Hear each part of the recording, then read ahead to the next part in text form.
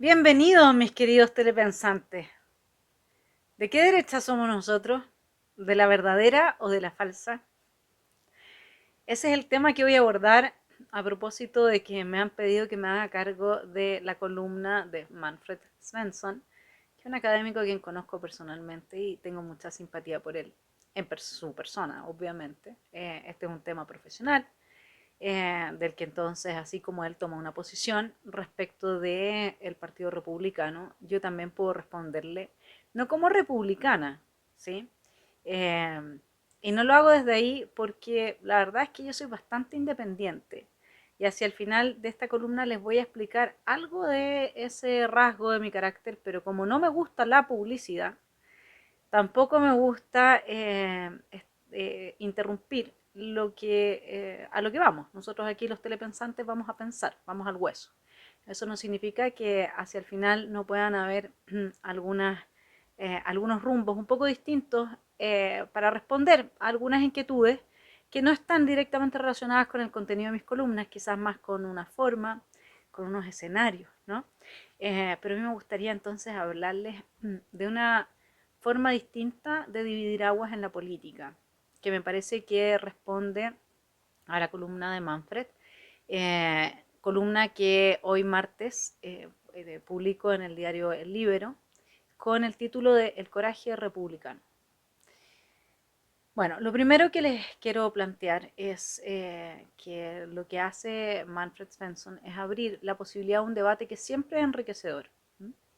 Entonces, ahora la pregunta, evidentemente, que en la medida en que esto él lo hace desde un texto que no puede extenderse, y es bastante extenso, de hecho, donde mezcla muchas ideas, ideas que tratan de configurar una visión respecto al Partido Republicano, una visión que tiene sus luces y tiene sus sombras, y eso es enriquecedor, porque nos permite a nosotros contrastar con nuestras propias ideas de lo que vemos del Partido Republicano, es decir, bueno, por acá Svensson tiene razón y por acá en realidad yo estoy en desacuerdo con él y en esto estoy en radical desacuerdo con él. Eso también está dentro de las posibilidades en la esfera pública, en las conversaciones, ¿sí?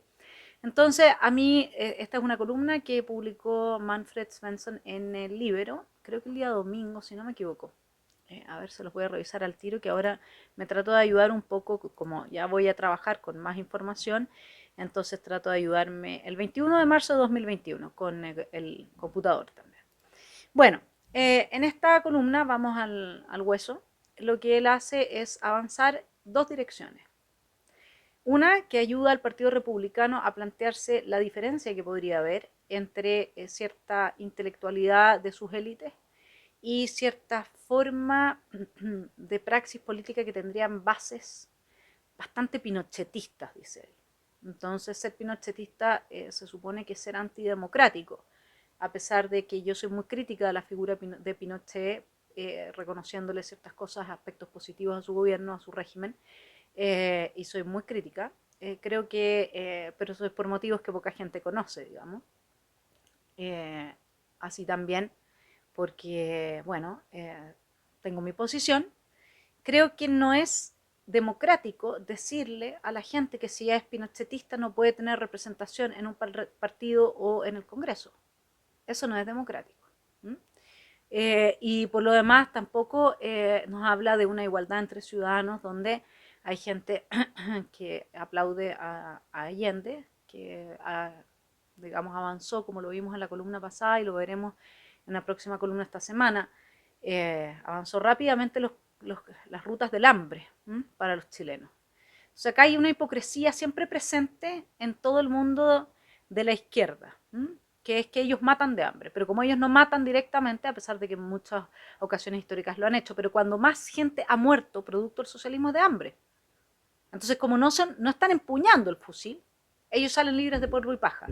Como si matar a alguien no significara al mismo tiempo quitarle lo que necesita para subsistir, su propiedad, su alimento, como se hace en todo régimen socialista. Por eso ellos se lavan las manos. Pero yendo a la columna de Svensson, a mí me parece que decir que las bases del Partido Republicano adhieren a un cierto fascismo que partía... Pinochet no es fascista, es un régimen autoritario y lo que falta es un poco de formación teórica en la ciencia política. Y nunca fue fascista. en términos de lo que es el nacionalsocialismo alemán o italiano. De hecho, no fue socialista ni corporativista. Entonces uno podría decir, ya, pero fue fascista porque combatió a los comunistas. Bueno, pero es que entonces Nixon, Reagan y todos los gobiernos después de la Segunda Guerra Mundial en Estados Unidos fueron fascistas. Eso es insostenible desde cualquier perspectiva.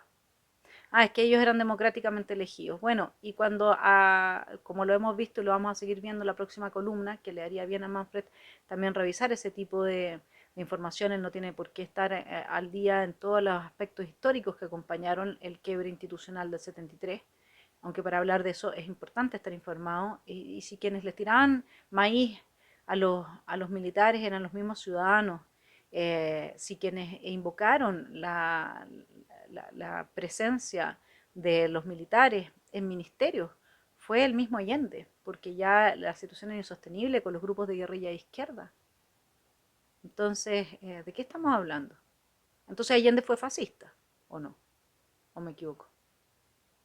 Entonces los allendistas, incluida su parentela, algunos de ellos en el Congreso, no tendrían que poder participar de la democracia. ¿De eso se trata? ¿De eso vamos a hablar? Insisto, a mí no me gusta ver a una persona con una chapita de nadie puesta en la solapa. No, porque no me gusta el ejercicio de la idolatría. Esencialmente me parece que eso es de un infantilismo absurdo. Los seres humanos tenemos defectos y virtudes. Todos tenemos luces y sombras. Y no hacernos cargo de eso es extremadamente peligroso, porque uno termina endiosando a una persona que tiene defectos. Y luego uno termina justificando las malas acciones que se siguen de esos defectos. Por lo tanto, yo no estoy de acuerdo con la idolatría, pero respeto, ¿sí? Respeto mientras eso esté dentro del marco de que, bueno, cada quien con lo suyo, digamos, ¿no? Cada quien tendrá sus santitos, no tengo idea. Sí, yo respeto mucho. El punto es que esa persona también respeta a los demás, eso es. Y si a alguien le ofende que haya un allendista o que haya un pinochetista o que haya... Bueno, estará en su legítimo derecho a ofenderse, pero así funciona la democracia, digamos. ¿Mm? Eso es. Mejor saber que existen personas que, por ejemplo, como Jadwe son antisemitas, a no saber que existen. Luego, si todo Chile se hace el leso, o parte importante de los medios de comunicación respecto de que este es un hombre que en el fondo apoya las tesis de los nazis y lo tienen enarbolado como uno de los grandes candidatos a la presidencia de la República, cuando su partido no tiene ninguna representación. Entonces eso solamente nos habla, vamos a dejarlo en este punto por ahora, de lo desquiciado que está el país, ¿ya? Después vamos a hacer el análisis más de fondo. Porque al principio siempre que uno se queda como un poco con eso, ¿no? Como que habría como algo, una teja corrida en alguna parte, pero no es así, no es así. Bueno, volvamos con Svensson. Entonces, una parte de lo que él plantea es esta tensión que habría entre las bases pinochetistas de un partido republicano y sus élites. Algo de eso es cierto, yo diría que más que porque sea Pinochet o porque sea cualquier otra figura, claro, Pinochet es relevante para la historia reciente de Chile. Desde mi punto de vista el problema es la idolatría. Creo que eso es de una inmadurez política fundamental, pero cada quien con su inmadurez, y yo tengo las mías que son otras. Luego afirma que José Antonio Kast no capitaliza el voto de aquellos que desean volver al orden después del 18 de octubre, y él dice que esto es debido a una interpretación de los hechos del pasado, alude a Pinochet, que el resto de los chilenos no compartiría, y a una falta de comprensión sobre el malestar que aquejaría al presente de los ciudadanos. Bueno, es súper difícil hacerse cargo de estas dos conclusiones a las que llega Svensson, o que menciona como variables, que estarían detrás de la imposibilidad de capitalizar el voto de parte de José Antonio Kast. ¿Y eso por qué? Porque Svensson no se hace cargo de los argumentos. O sea, a ver, los chilenos están en desacuerdo con que, no sé, pues, por el quiebre institucional, Chile no siguió el rumbo que siguió Cuba, sin ponerle ninguna connotación positiva o negativa. Ya, y después lo otro que habría que preguntarse es, qué es lo que yo pregunto a lo largo y ancho de esta columna. O sea, los chilenos no están de acuerdo con el diagnóstico sobre el malestar que hace el Partido Republicano en torno a los niveles de corrupción, la falta de eficiencia del Estado, el exceso de burocracia, el flagelo del narcotráfico, que hoy día tiene a zonas de sacrificios completas de gente como ciudadanos de segunda categoría, que no tienen derechos. Y bien saben los académicos filósofos que si se han leído Los orígenes del totalitarismo, que la primera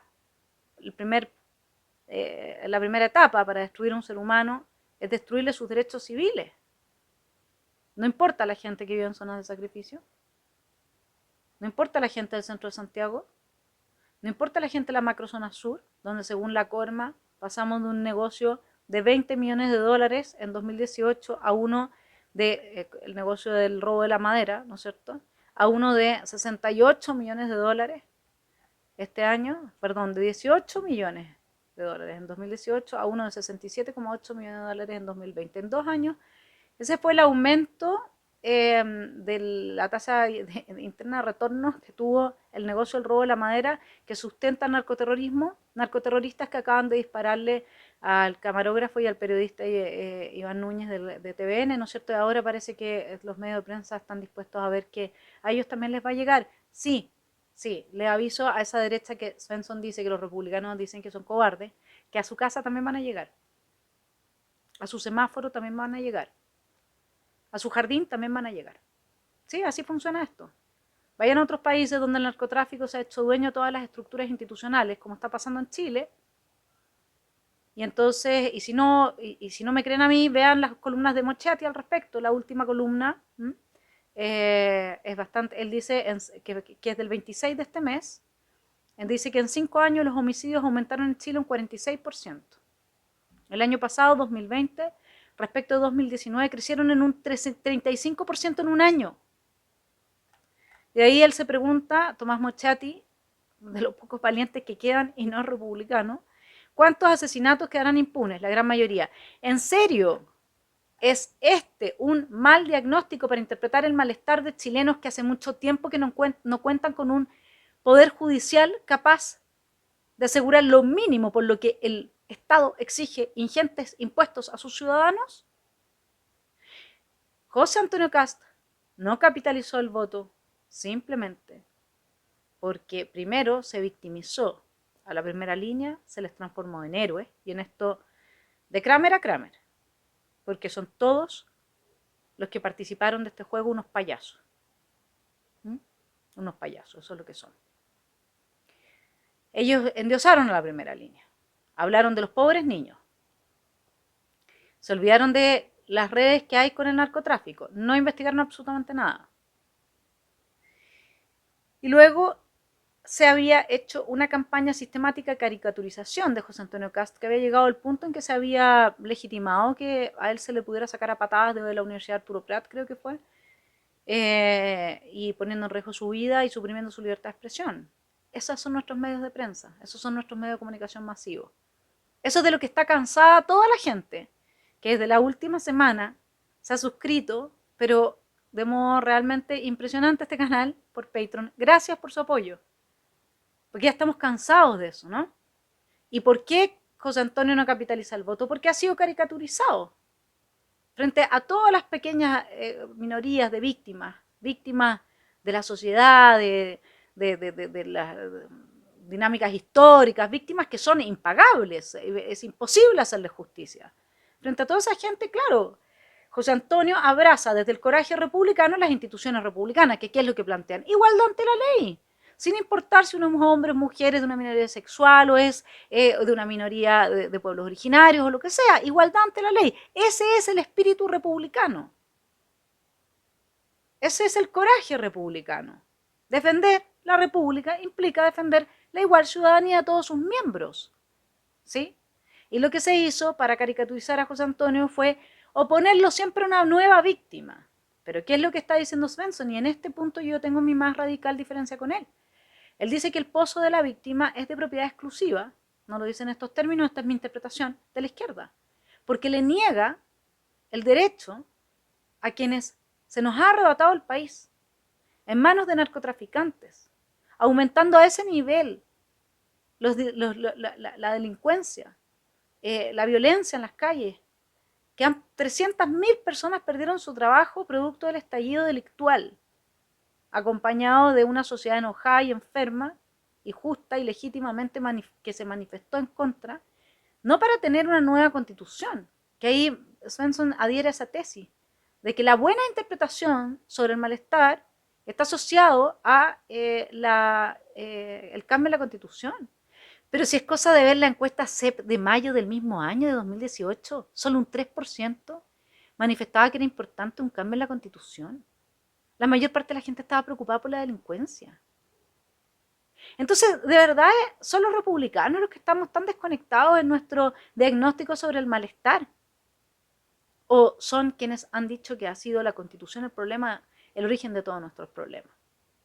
Entonces, claro, uno podría decir, bueno, pero a favor de Svensson está ese apoyo masivo que hubo al voto del apruebo, los votantes por el apruebo. Pero en contra de Svensson está que la misma CADEM, de un mes después, 2 meses después de la votación, plantea que el 49, esto fue una CADEM del 27 de octubre de 2020, el 47% de los que votaron apruebo lo hicieron convencidos de que su situación material iba a mejorar y por eso votaron apruebo.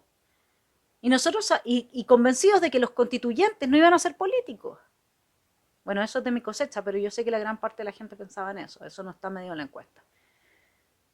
Y nosotros sabemos que eso fue un engaño. Toda esa gente votó engañada. Toda la gente que votó pensando que una nueva constitución, es decir, la inestabilidad institucional y el avance de un Estado depredador como el que tiene Chile, decimonónico, que se consume parte importante de los impuestos de los contribuyentes en burocracia, esa gente pensó que eso va a mejorar su calidad de vida.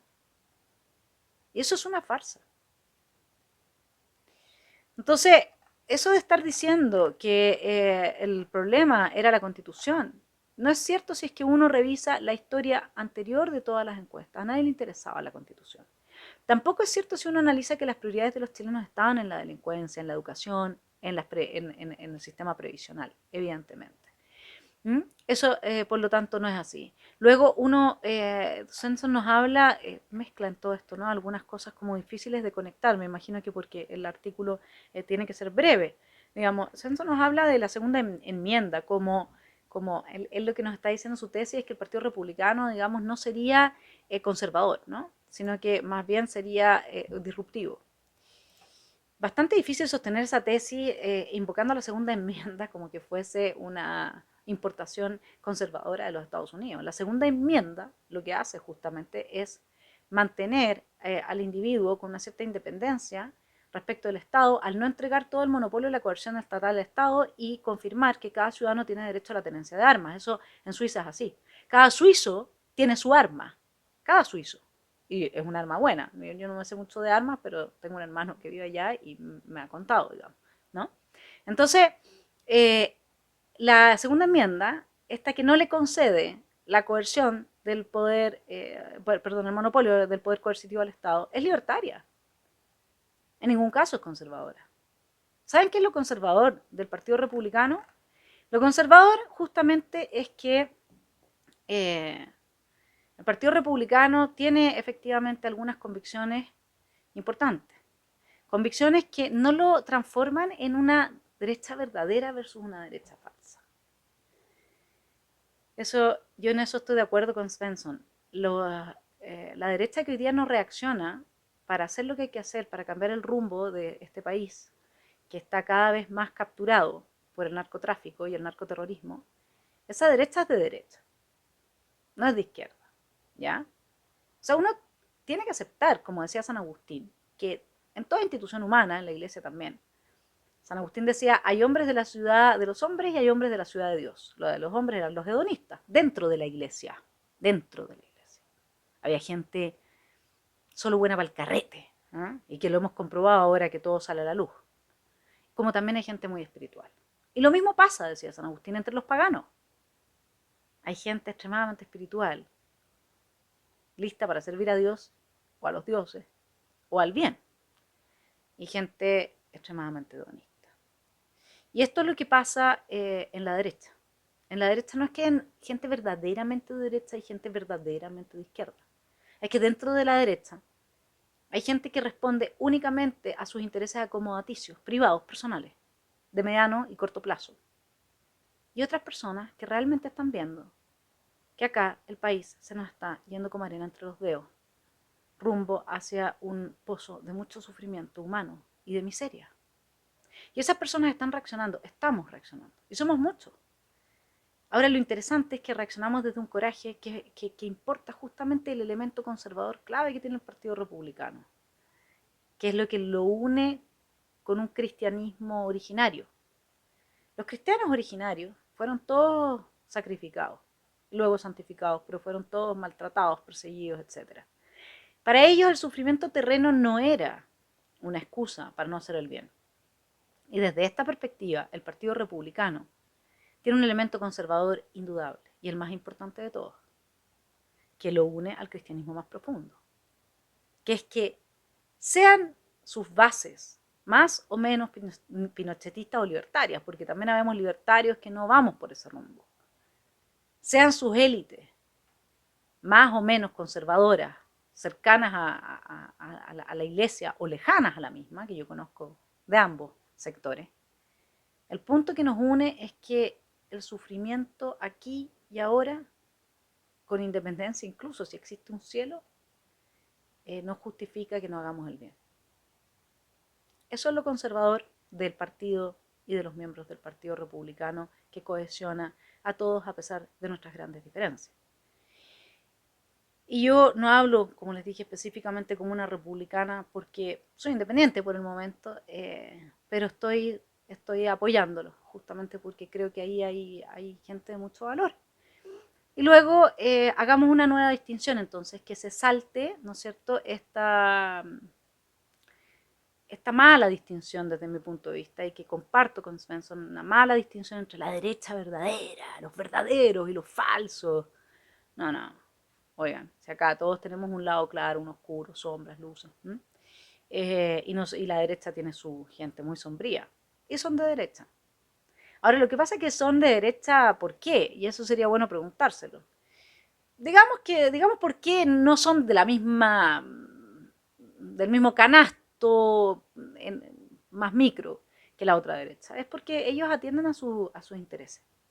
Esa derecha, parte importante de esa derecha, ya está gobernando el país y no están dispuestos a mover un dedo. Son los acomodaticios, los que Hannah Arendt describe como filisteos. No les importa lo que pase con el mundo, solo les importa matar su propio piojo. Y dentro de eso se tranza lo que sea necesario transar. Cuéntenme una cosa, ¿ustedes han visto algún representante o aspirante a la presidencia de la República desde la derecha que tome como primer tema el ataque al narcotráfico, al narcoterrorismo, que lo tome como primer tema y hable de eso mucho tiempo? Yo no. Ahora, yo no veo mucha televisión, así que puedo estar equivocada. Pero en lo que leo de prensa escrita no lo he visto. Entonces no está esa intención. No sé qué es lo que queda de la República que va a ser gobernable en adelante si es que tenemos este problema con el narcoterrorismo. Y entonces yo propongo una nueva distinción, ¿sí? La distinción entre aquellos que aman la República, las instituciones republicanas, la democracia republicana. Esta es una distinción promovida, que está fundada en una teoría de Montesquieu, que distingue a los regímenes según qué pasión mueve a sus ciudadanos. Entonces la pasión del coraje por el amor a la República es lo que yo creo que hoy día distingue las aguas en la élite política respecto de aquellos acomodaticios que defienden sus posiciones de privilegio y que no están dispuestos a arriesgar nada. Mientras que los otros estamos arriesgando todo, nos estamos enfrentando a un tremendo monstruo, que es el narcoterrorismo. Y lo estamos haciendo a cara descubierta. ¿Sí?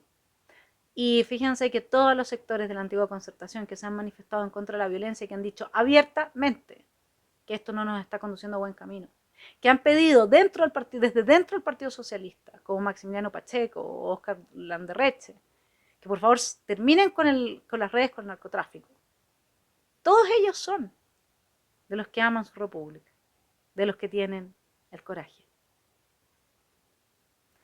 Así es que los dejo con esa distinción y con este breve comentario a la columna de Manfred, que me parece que no dan el clavo, en primer lugar, en que él está asumiendo una caricaturización para desacreditar la interpretación del Partido Republicano respecto al malestar.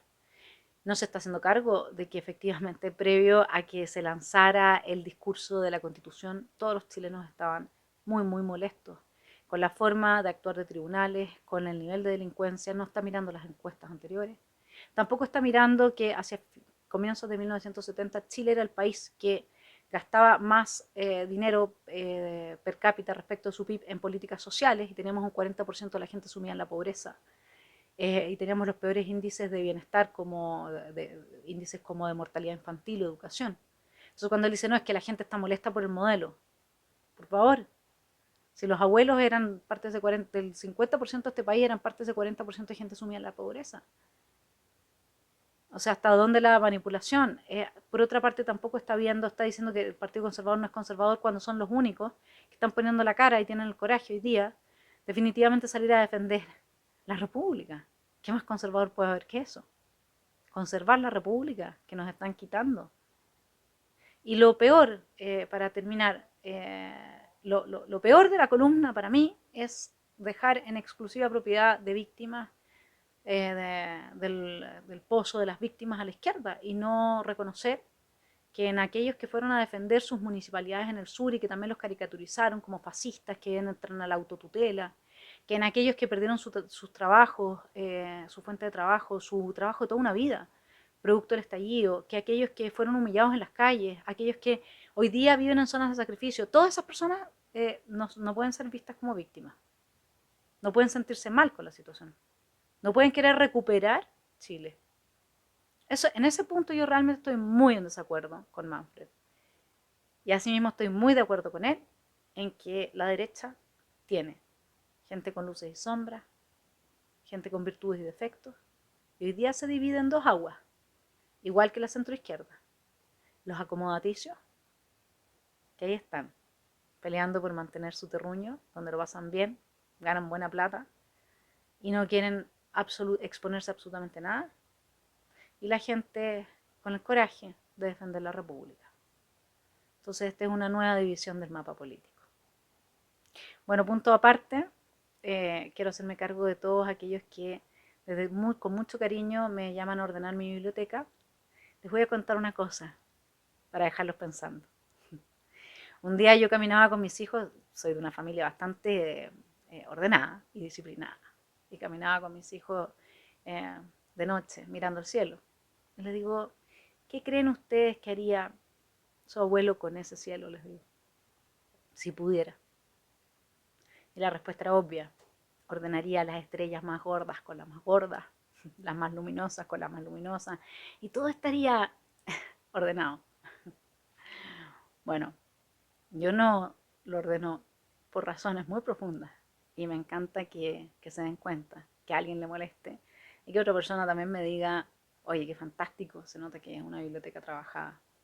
Svensson dice que que la gente de la derecha no puede abrazar la filosofía de la sospecha. La filosofía de la sospecha nace con Nietzsche. Y todo eso es Nietzsche, y más que eso. Hice mis dos tesis en Nietzsche. ¿Sí? La sospecha es parte de nuestro instinto de autoconservación. No podemos simplemente recibir órdenes y esquematizarnos adaptándonos a cualquier norma externa, porque esa norma puede ser destructiva, como la de obedecer ahora, digamos, ciertas imposiciones. ¿Mm? Entonces, les doy las gracias, honestamente, pero también tengo mis motivos profundos que iré develando a lo largo del tiempo de por qué tener un caos del tipo del Big Bang que caracteriza al pensamiento a mi espalda. Les agradezco infinitamente a todos los que me están apoyando por Patreon. Realmente ha sido una respuesta conmovedora. Vamos a seguir con 2 columnas a la semana de ahora en adelante. Y en la medida en que ya pueda estar día a día con ustedes, cuenten con eso, que lo voy a hacer. Que tengan una muy buena semana. Nos vemos el jueves.